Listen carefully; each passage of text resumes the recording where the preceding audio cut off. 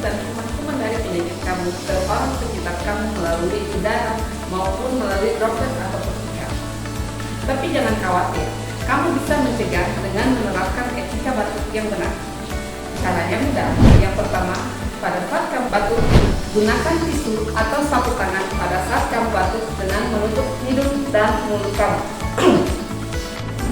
Yang kedua, jika kamu tidak memiliki tisu atau sapu tangan, kamu bisa menggunakan lengan baju atas bagian dalam dengan menutupi hidung dan mulut. Yang ketiga, gunakan masker pada saat kamu sakit, batuk, atau bersin. Selanjutnya, tisu bekas yang kamu pakai buang di tong sampah, dan kemudian cuci tangan menggunakan air mengalir dengan sabun.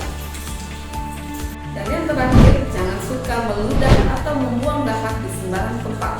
Ingatlah, selalu menerapkan etika batuk demi keluarga dan orang-orang di sekitar Anda.